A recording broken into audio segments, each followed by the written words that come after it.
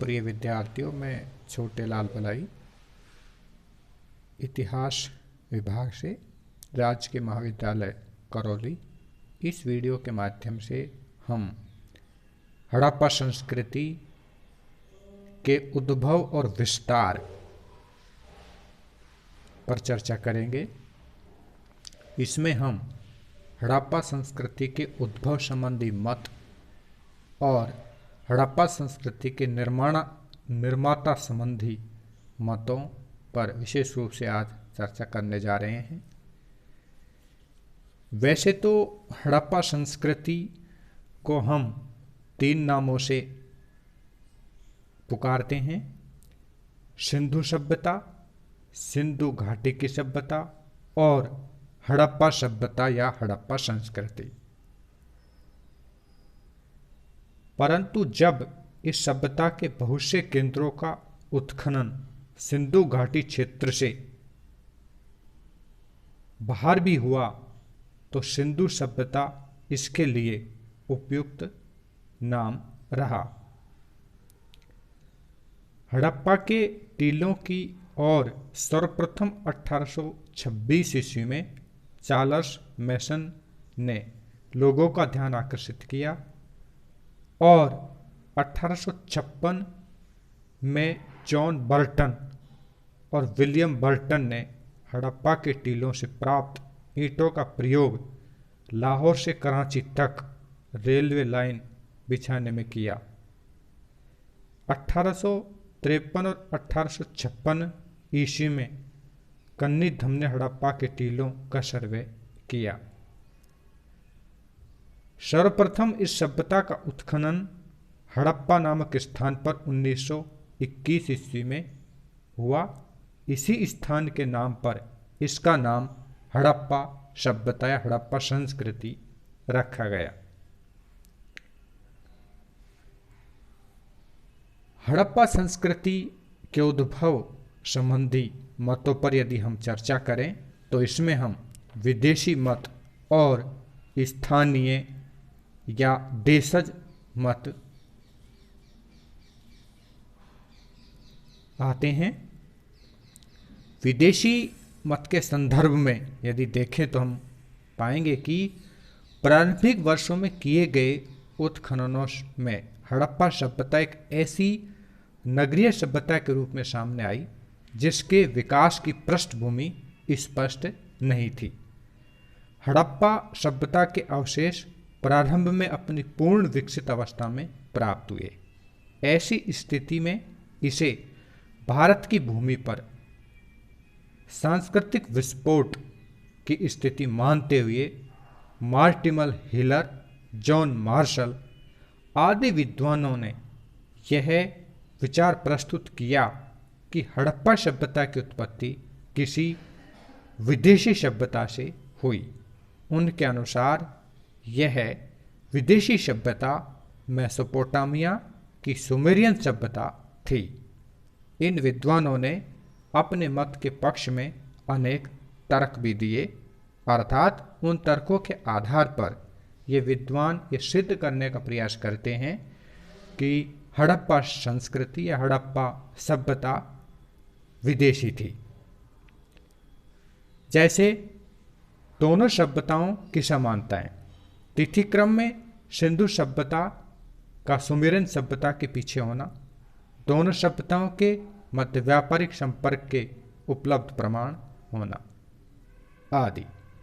लेकिन बाद के काल में हुए उत्खननों के प्रकाश में सिंधु सभ्यता की विदेशी उत्पत्ति का मत कमजोर पड़ गया और अनेक स्थानों पर की गई खुदाइयों से सिंधु सभ्यता की प्रारंभिक विकास यात्रा के संकेत मिलने लगे। दूसरा, इन विद्वानों ने अपना मत प्रस्तुत करते समय सुमेरियन सभ्यता एवं हड़प्पा सभ्यता या संस्कृति की गंभीर असमानताओं एवं हड़प्पा सभ्यता की अनेक मौलिक एवं अनूठी विशेषताओं को नजरअंदाज कर दिया। उदाहरण के लिए सुनियोजित नगरों का निर्माण, कुशल जल निकास व्यवस्था, पकी हुई ईंटों का प्रयोग, सिंधु सभ्यता की ये विशेषता हमें मेसोपोटामिया या मिस्र की सभ्यता में नहीं दिखाई देती। ऐसी स्थिति में इनका विचार वहाँ से कैसे प्रेरित हो सकता है? तीसरा, कुनाल जो कि हिसार जिला हरियाणा, धौलावीरा एवं हड़प्पा नगर के आधुनिक उत्खननों, हड़प्पा के कुछ समय पूर्व R.S. मीडो एवं मार्क कैनोयर द्वारा और उत्खनन भी किया गया।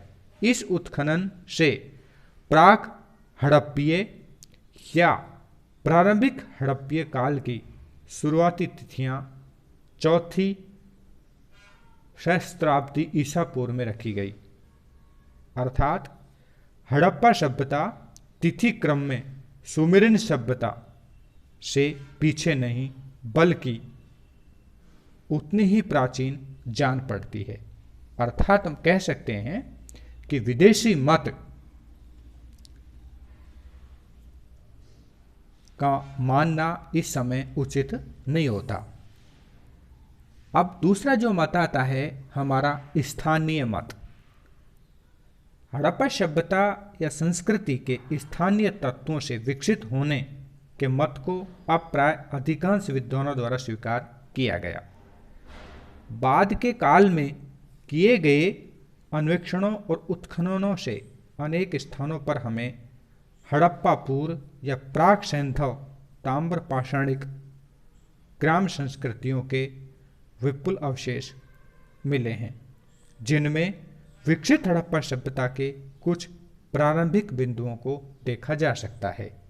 जैसे हम देखते हैं कि प्राक सैंधव संस्कृतियों के मुख्य प्रायस्थल हैं मुंडी गाक, देहे, मोरासी, घुंडई जो कि वर्तमान में अफगानिस्तान में है, नाल, किले, गुल मोहम्मद, दमशाबात, कुल्ली, मेही, मेहरगढ़, बलूचिस्तान, आमरी।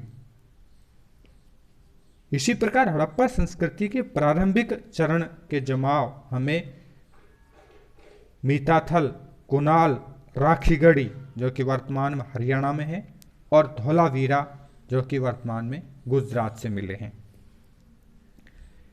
उपरोक्त जो सभी मत हैं हमें ये कहते हैं कि हड़प्पा संस्कृति या सिंधु घाटी सभ्यता भारतीय है और भारत में ही उसका उद्भव या उत्पत्ति हुई।